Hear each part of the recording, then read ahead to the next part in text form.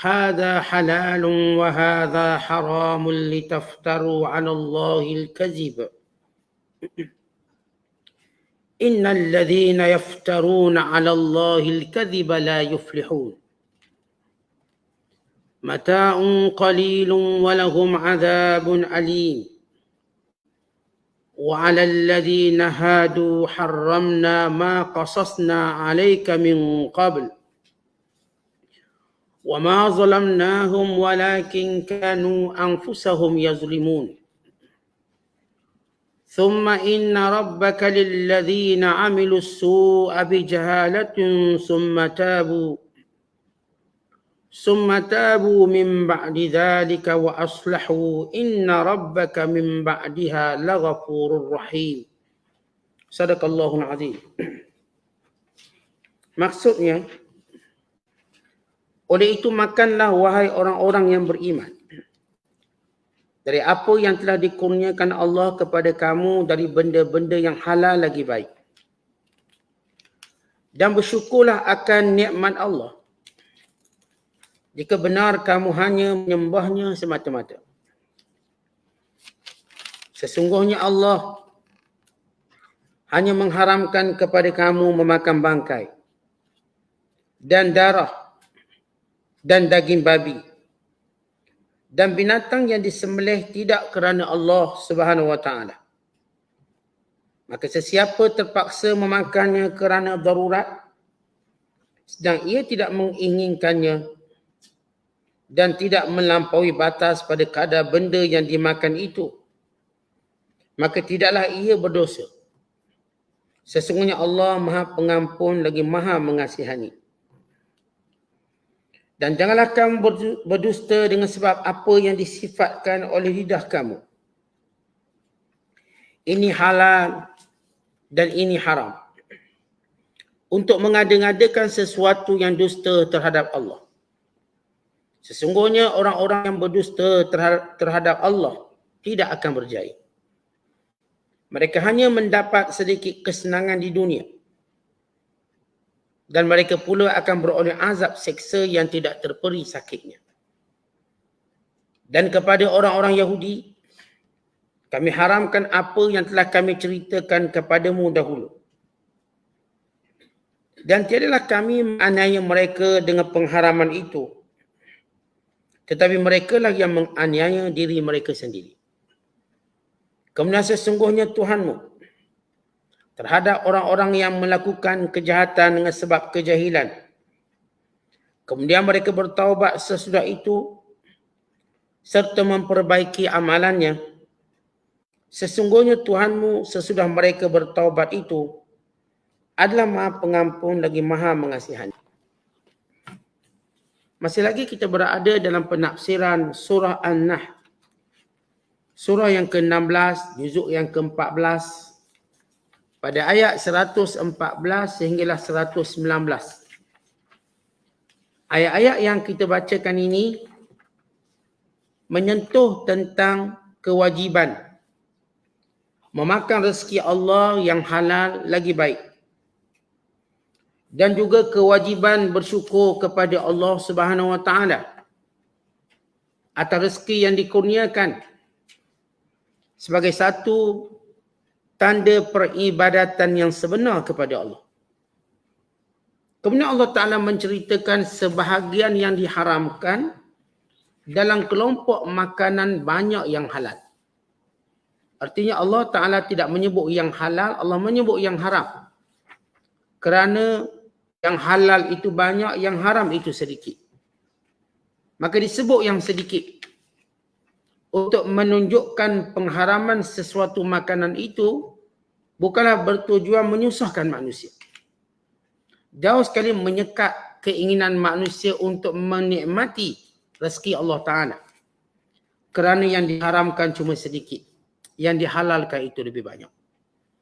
Kemudian Allah Ta'ala memberi amaran kepada orang-orang yang secara sembrono, secara senang lenang, secara membabi buta, menghalalkan dan mengharamkan dengan lidah dan hawa nafsu mereka. Tanpa berpandukan kepada syarak.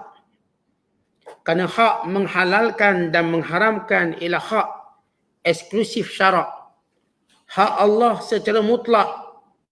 Dan Allah menyatakan mereka yang suka-suka menghalalkan dan mengharamkan mengikut hawa nafsu, mereka ini tidak akan berjaya. Dan mereka ini akan diazab oleh Allah dengan azab yang pedih. Kemudian Allah Ta'ala menceritakan sejarah pengharaman makanan-makanan yang berlaku pada orang Yahudi. Disebabkan kezaliman mereka sendiri. Disebabkan kejahatan mereka sendiri. Maka Allah menghukum mereka dengan mengharamkan makanan tertentu yang sebelum ini dihalalkan. Disebabkan kejahatan mereka. Disebabkan pelanggaran hukum mereka dan disebabkan mulut dusta mereka. Kemudian sesudah Allah Ta'ala menyebut tentang hal yang bersangkutan dengan makanan, maka Allah Ta'ala menjelaskan orang-orang yang melakukannya dengan kejahilan dan kembali bertaubat dan memperbaiki diri, maka Allah Ta'ala Maha Pengampun lagi Maha Penyayang. Ini intisari kandungan ayat-ayat yang kita bacakan. Kalau sebelum ini ayat yang kita bacakan tentang akibat orang yang murtad pada jalan Allah. Dan kita juga menceritakan tentang bagaimana umat Islam di Mekah yang ditindas, yang mereka ini sabar, bahkan di kalangan mereka terpaksa mengucapkan ucapan kufur. Tetapi dimaafkan kerana keterpaksaan itu. Namun mereka-mereka yang berhijrah demi menyelamatkan agama, berjihad dan bersabar, maka Allah mengurniakan kepada mereka keampunan dan kasih sayang. Kemudian Allah menceritakan setiap manusia akan menjawab setiap perbuatan mereka dan dibalas setimpal dengan apa yang mereka lakukan. Itu ayat sebelum ini yang kita baca. Itu ayat 106 sehingga ayat 111. Dan pada malam ini bila kita membaca ayat yang ke-114 daripada ayat yang 112 dan 13 juga menceritakan tentang perkara yang bersangkutan dengan akibat orang yang mendustakan nikmat Allah dengan kebinasaan dan kemusnahan. Maka Allah beri contoh. Bila disebut golongan murtad, maka Allah beri contoh perbuatan murtad, iaitu menghalalkan dan mengharamkan sesuatu mengikut cita rasa dan mengikut hawa nafsu. Perbuatan ini ialah perbuatan tersebab riddah yang utama yang dilakukan oleh orang-orang Yahudi dan orang-orang Kristian dan orang-orang yang asalnya diberikan kebenaran oleh Allah, kemudian mereka mengharamkan, mereka menghalalkan mengikut apa yang mereka nak. Kerana itu kita melihat ajaran-ajaran sesat ataupun penyelewengan agama bermula dengan bab makan minum halal haram yang telah diselewengkan. Maka Allah Ta'ala menyatakan kepada orang beriman, fakulu mimma razaqakumullahu halalan tayyiban. Makanlah daripada apa yang Allah Ta'ala rezekikan, daripada rezeki-rezeki yang baik. Ayat ini menceritakan betapa pentingnya orang beriman dalam menjaga agama mereka, dalam menjaga akidah mereka, bahkan dalam menjaga akhlak mereka, dalam menjaga kesihatan mereka dan dalam menjaga kebaikan hidup mereka, iaitu makan makanan yang halal. Satu-satunya agama yang menekankan persoalan makan minum ialah Islam. Orang Kristian dia boleh makan kedai mana dia nak makan. Orang Yahudi dia boleh makan kedai mana dia nak makan. Hindu dia boleh makan kedai mana nak makan. Asal sedap. Bila sampai pada orang Islam, maka kita ada peraturan. Orang kafir yang nak suruh kita makan makanan dia kena ikut peraturan kita. Bukan kita ikut peraturan dia. Maka dia kena pastikan ayam yang disembelih oleh orang Islam. Dia kena pastikan tidak ada perkara yang kotor dan najis. Dia kena pastikan cara hidangan tadi menepati syarak. Dia boleh orang kafir kalau nak menyediakan makanan-makanan untuk umat Islam dengan syarat halal. Kerana itu kita buka ruang kepada orang-orang bukan Islam menyediakan makanan-makanan kepada orang Islam bila dia menjaga tata tertib ini, hukum hakam ini. Walaupun sebaik-baiknya orang Islam sendiri yang menguruskan masalah makanan. Kerana ini menjadi salah satu daripada kekuatan ekonomi umat Islam. Bab makan minum ni tuan-tuan sekalian, kerana ia adalah perkara harian yang dibuat oleh orang Islam. Maka bila letakkan syarat dan undang-undang tentang makan minum tadi, maka dia menjadi sumber pendapatan umat Islam.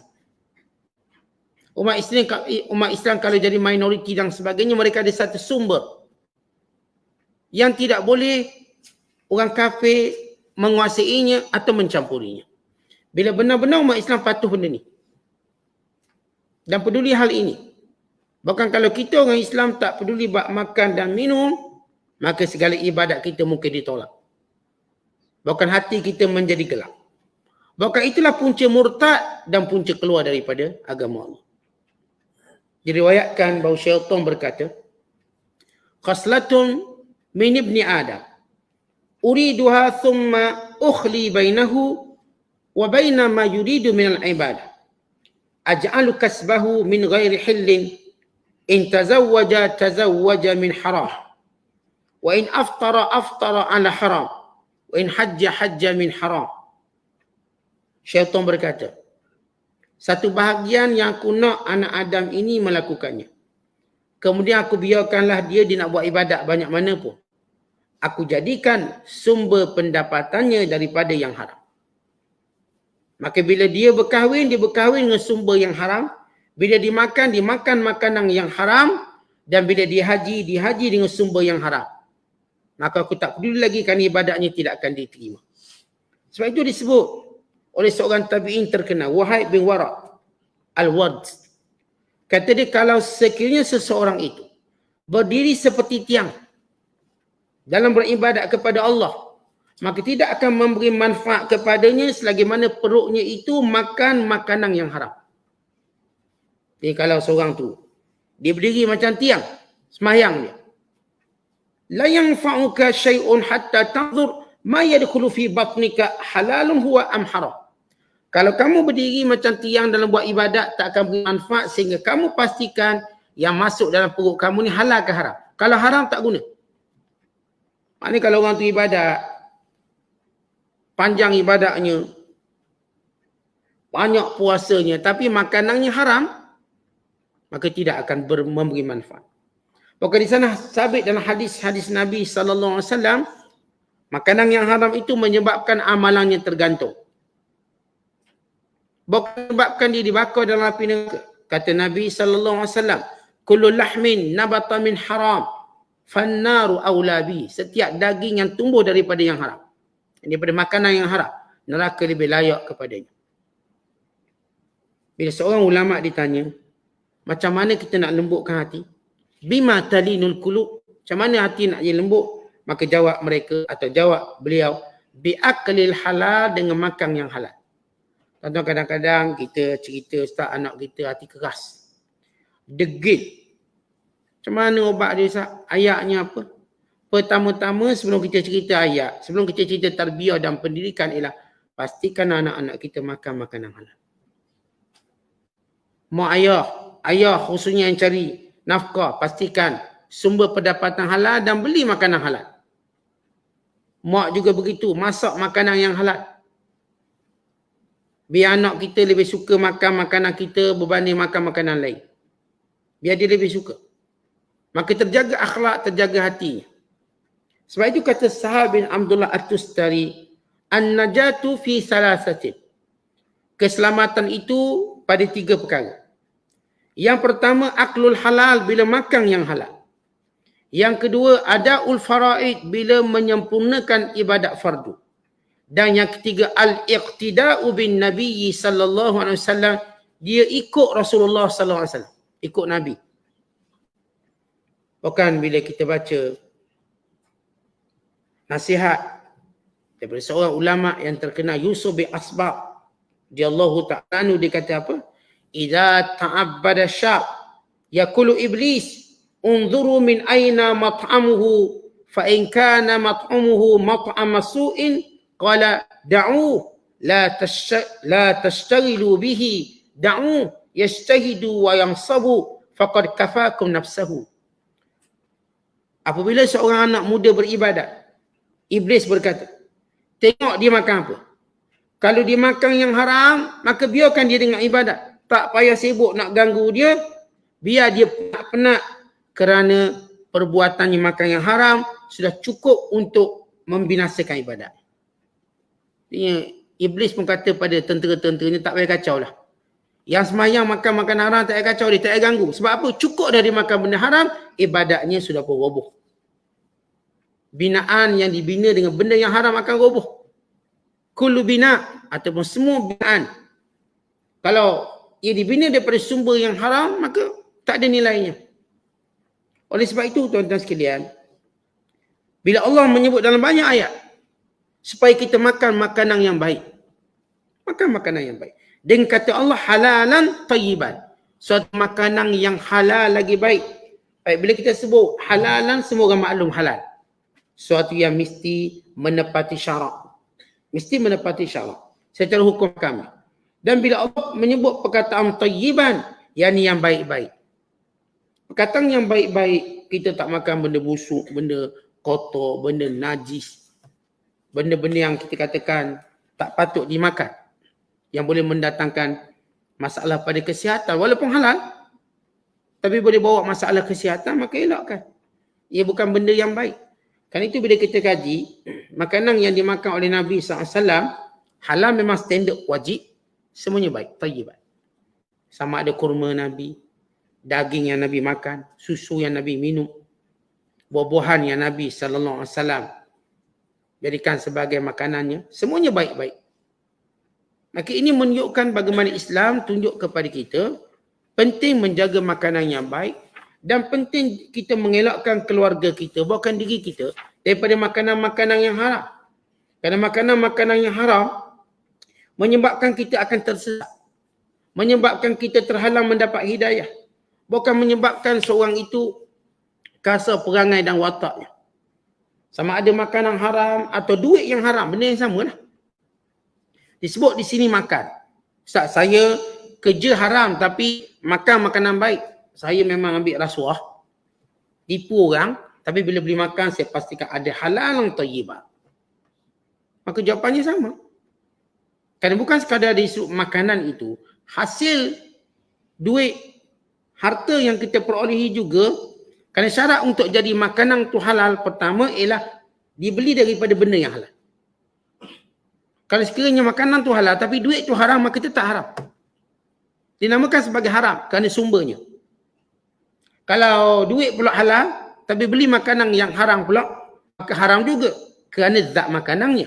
Kerana ia berkait antara satu sama lain. Bila kita sebut makanan, bukan sekadar makanan, sumber yang kita beli makanan itu sendiri mesti halal. Orang tanya, kenapa Imam Bukhari alih?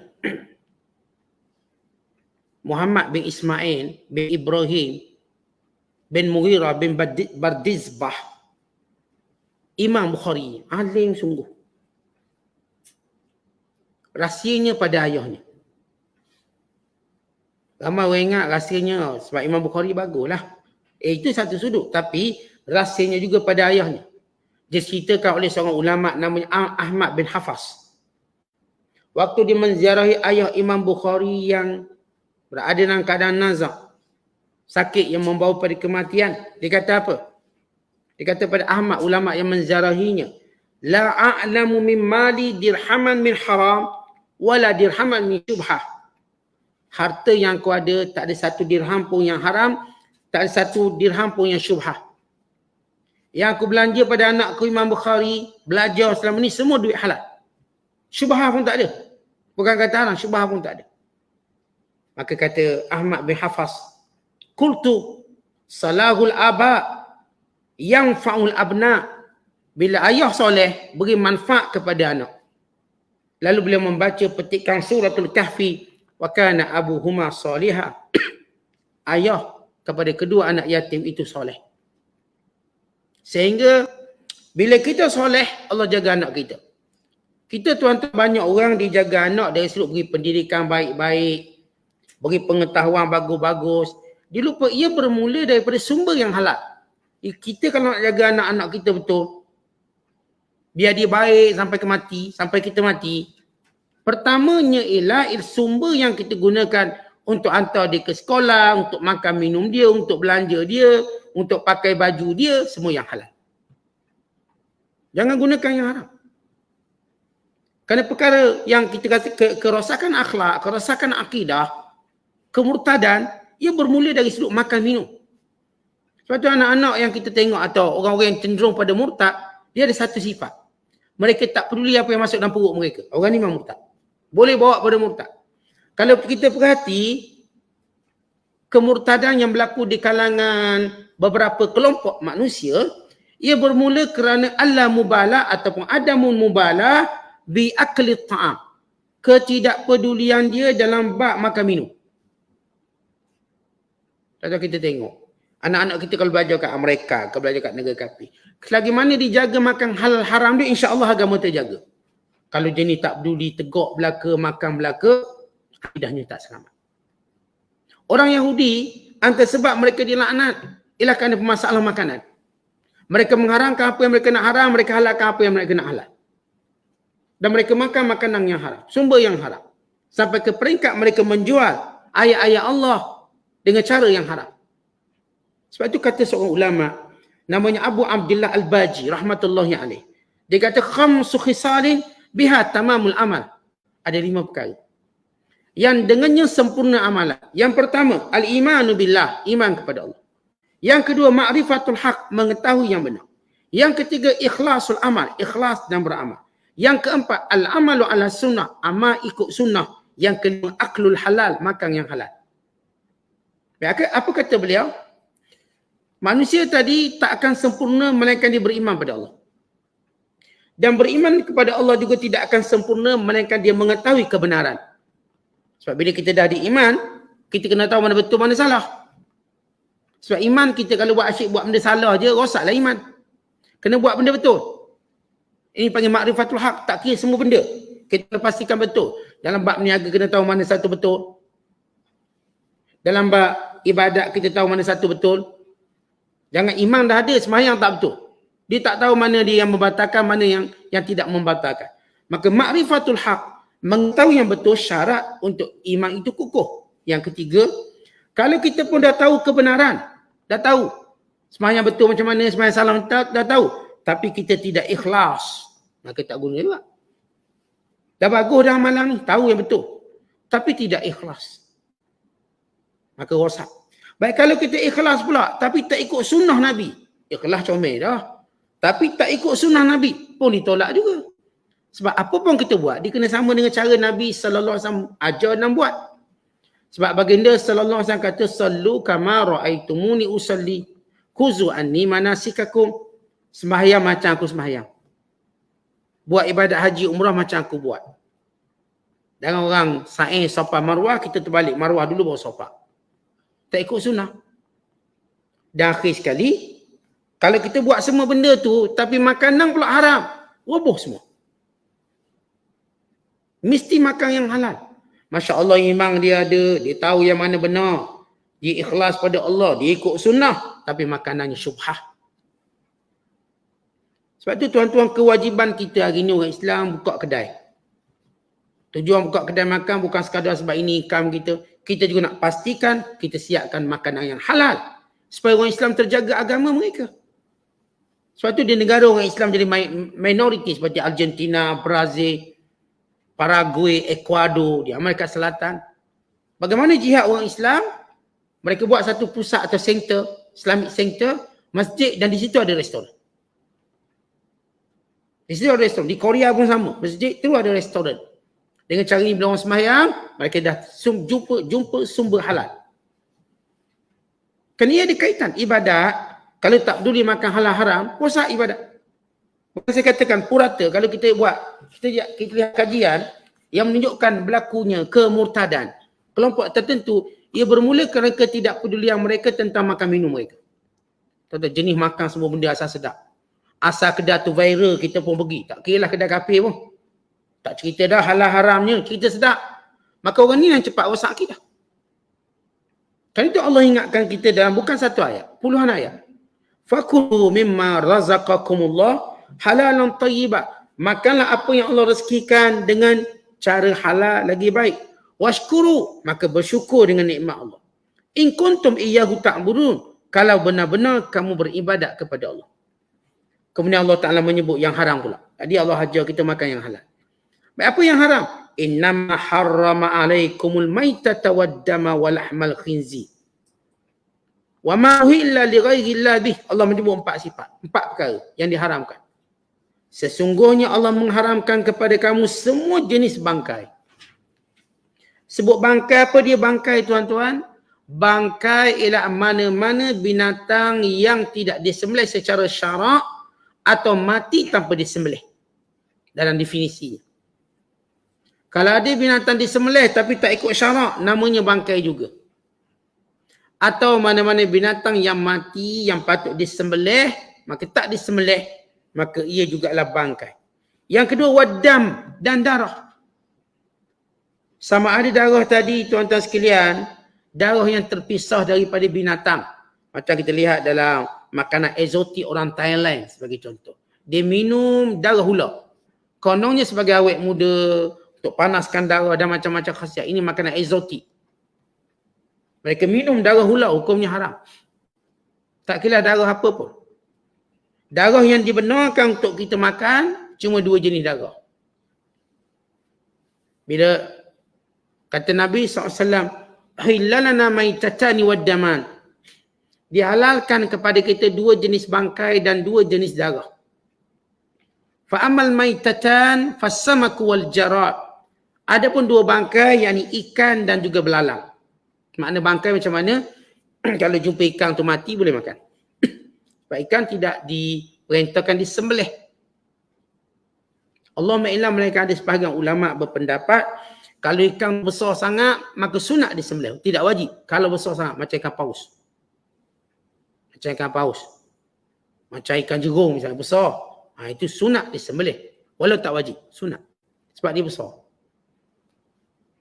Tapi kalau ikan kecil tak payah. Kalau jumpa mati pun kira halal. Wal jarad, dan juga belalang. Belalang jumpa dia mati maka halal. Tak kira apa jenis belalang pun. Sama ada belalang kunyit, belalang padi, belalang pelesik. Kau suka kerjalah belalang apa. Asal dia belalang boleh makan.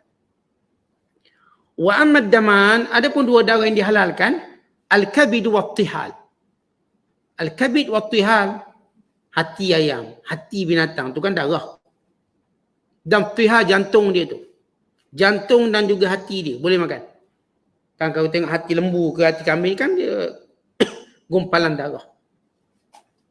Maka halal itu. Tidak haram. Boleh dimakan hati. Dan demikian juga darah kalau dia melekat dekat daging, sesudah kita bahas dia memang ada melekat. Dia bukan jenis mengalir, maka halal. Tapi darah yang mengalir, darah yang memang letak dan bekas dan sebagainya, maka ini haram. Walahmal khinzir, dan juga daging babi. Haram.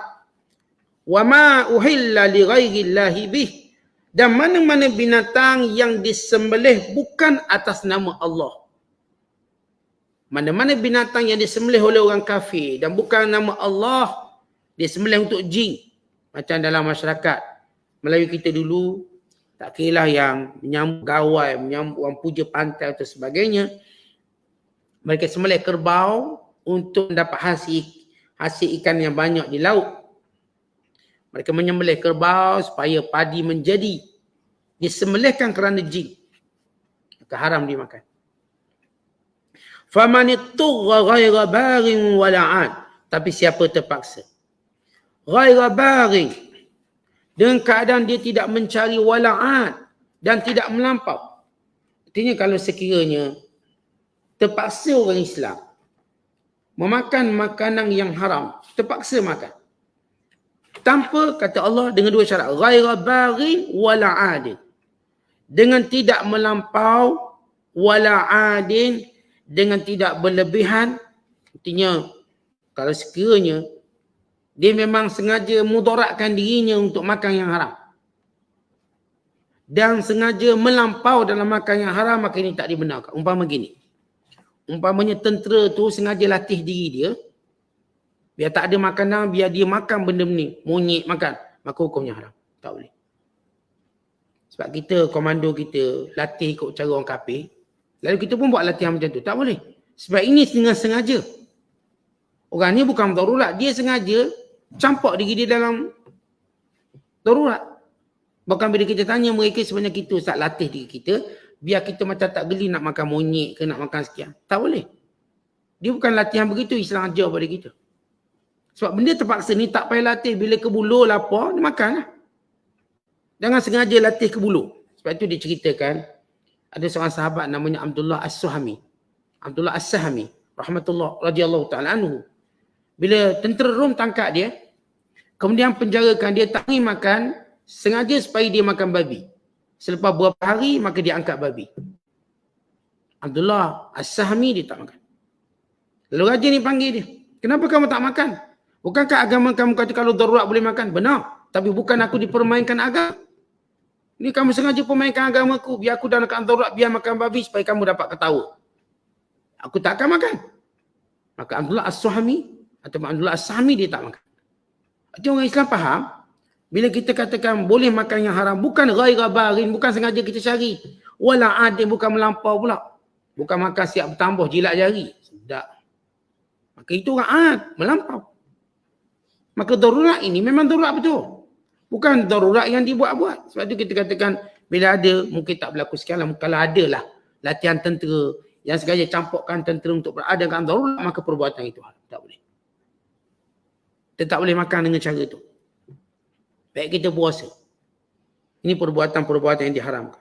Fa innallaha ghafurur rahim. Sesungguhnya Allah itu pengampun lagi Maha Penyayang. Jadi kalau terpaksa, kalau ayat sebelum ini Allah cerita terpaksa murtad. Ini pula Allah cerita terpaksa makan yang haram. Apa persamaannya? Dipaksa. Atau terpaksa. Dan apa juga similarnya, persamaannya menunjukkan akidah dengan makanan saling berkait. Kita dah sebut tadi, tuan-tuan sekalian, bila kita peduli makanan kita halal haram, orang ni memang dijaga agama dia. Sebab itu, bila ditanya tentang warak seorang, jangan ditanya waraknya sehingga kamu melihat dia berhati-hati dalam makan dan minumnya. Ini orang warak. Kalau jenis tuan-tuan asal boleh sumbat. Dia pun tak pernah cerita lah kalau kedai ni Islam ke tak Islam. Tak ada. Dia cerita sedap tak sedap. Murah ke mahal. Itu dia punya KPI dia. Maka orang ni tidak warak. Orang ni tak patut jadi kawan kita. Tuan-tuan kalau tuan-tuan kawan dengan orang tak pernah peduli makan halal haram, jangan kawan dia. Nanti kita rosak. Carilah kawan yang dia peduli halal haram. Dia tahu dosa pahala. Kadang-kadang kita jumpa orang yang Masya Allah dijaga makanan. Saya pernah jumpa seorang pilot. Pilot penerbangan bukan Islam. Bila dia pergi pula negara bukan Islam. Saat saya kalau pergi, saya tanya apa cabaran awak? Cabaran kami pergi negara yang tidak ada payah makanan halal. Saya bawa makanan daripada Malaysia. Kalau seminggu saya duduk seminggu saya makan Maggi je. Jaga yang halal. Saya makan benda yang saya bawa. Walau duit banyak ni. Tanya berapa gaji sebulan? $30,000 sebulan gaji dia. Tapi dia tak akan guna duit dia banyak untuk makan yang haram. Dia tetap jaga. Bawa yang mak ayah dia bekal itu dia makan. Kalau seminggu duduk negara kafir, seminggu tu dia makan. Dia jaga. Tentang orang ni kita tahu agama ni kuat. Lepas tu anak-anak kita, kalau saya katakan belajar luar negara. Negara-negara kita menjadi minoriti. Atau payah makanan halal. Misalnya, tapi dijaga semua makanan, ketahuilah anak kita orang kuat agama. Tapi jenis anak, kita dah ajar comel dah tapi bak makan. Dia ikut trend. Tengok yang ni bagus dia pun jember makanan tadi. Tanpa peduli halal, bahaya untuk akidah anak kita. Dan cara orang kafir merosakkan akidah anak-anak kita melalui makanan. Itu cara mereka. Tapi kalau kita berjaya bekalkan ilmu paling berguna untuk anak-anak, nak makan apa, tengok ada halal atau tidak. Kita dah ajar. Dia beli mana-mana kat mall, makanan. Ibu ni nak makan jajan, tengok, oh ada halal dia ambil. Oh tak ada, dia tak ambil. Kalau anak-anak kita macam tu, insya-Allah selamat agama mereka. Wala taqulu, jangan kamu kata, lima tasifu alsinatukumul kadhib. Dengan secara bebas oleh lidah kamu dengan pembohongan. Hadza halalun wa hadza haram, ini halal, ini haram. Litaftaru 'ala Allahil kadhib, untuk kamu melakukan pendustaan pada Allah. Ayat ini menunjukkan halal dan haram itu hak Allah. Dan siapa pun yang mencampuri, yang berbohong dalam bab halal dan haram menisbahkan pada Allah, maka dia mendapat azab yang pedih dan telah gugur iman dia, kafir dia, murtad dengan sepakat ulama. Antara sebab seorang itu kafir, menghalalkan yang haram, mengharamkan yang halal. Artinya benda tu nas secara qat'i as-subut, qat'i bahawa benda ni haram, tiba dia kata halal. Nas terang mengatakan halal, dia kata haram. Maka ini merosakkan akidah. Innal ladzina yaftaruna 'ala Allahil kadhib la yuflihun. Orang-orang yang melakukan pendustaan pada Allah tidak akan berjaya. Mata'un qalil, sila rasa nikmat dunia yang sementara. Walahum azabun alim, bagi mereka azab yang pedih yang menanti mereka. Maka Allah sebut tentang perbuatan Yahudi dan juga Kristian, ahli kitab. Antara sebab mereka dimurkai oleh Allah kerana mereka mencampuri urusan halal dan haram. Suka-suka mereka. Wa 'alal ladzina had, dan kepada orang Yahudi, haramna, kami haramkan, ma qasasna alaik, apa yang telah kami terangkan kepadamu min qabl, sebelum itu. Wa ma zalamnahu, bukan kami menzalimi mereka, walakin kanu anfusahum yazlimun, tetapi mereka lah yang zalim. Baik, mereka asalnya orang Yahudi, mereka dihalalkan banyak perkara. Kemudian mereka mula mengharamkan sesuatu mengikut hawa nafsu mereka. Mereka kata ni tak boleh, ni tak boleh, ni tak boleh. Dek, kerana perangai mereka begitu, Allah haramkan betul. Diharamkan kepada mereka memakan lemak binatang. Melainkan lemak tadi melekat pada tulang atau melekat pada daging.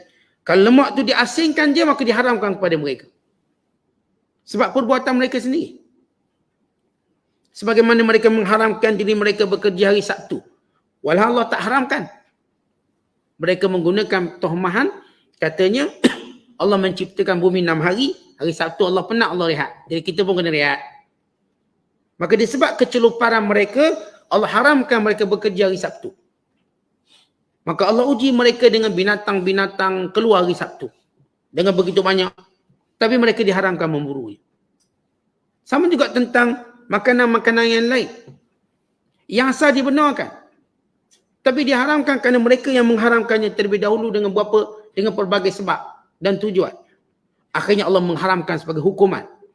Asal pengharaman suatu makanan ialah menjaga kemaslahatan manusia. Itu asal hukum. Tapi kadang-kala makanan itu Allah haramkan sebagai satu azab pada mereka. Azab disebabkan mereka mempermainkan aturan halal dan haram ini. Akhirnya orang Yahudi sampai hari ini ada benda yang mereka diharamkan. Yang tidak masuk akal benda itu haram. Ketika mana umat Islam yang diharamkannya itu, yang diharamkan pada orang Islam ialah perkara yang mendatangkan mudarat. Babi, bangkai semua mudarat. Mendatangkan penyakit. Bukan setengah-setengah negara bukan Islam tidak membenarkan daging lembu yang masuk negara mereka, melainkan disembelih. Kerana mereka tahu kelebihan binatang yang disembelih, yang telah dibuang darahnya. Kalau sekiranya tak disembelih, mereka terpaksa gantung lembu tadi setahun, 2 tahun, biar darah tu menitih turun. Kita orang Islam tak perlu nak gantung setahun 2, sebab bila disembelih, proses keluar darah tadi berlaku dengan begitu cepat. Dengan begitu cepat, maka itu makan. Mereka bila dah sembelih, mereka tak makan terus. Bila mereka bunuh binatang, tembok ke ketuk, mereka tak makan terus. Mereka biarkan tergantung sehingga beberapa tahun. Kononnya sebagai apa yang disebut sebagai tajfif, pengeringan darah. Pada Islam mensyariatkan dengan sembelih berlaku pengeringan darah. Keluar semua darah ni.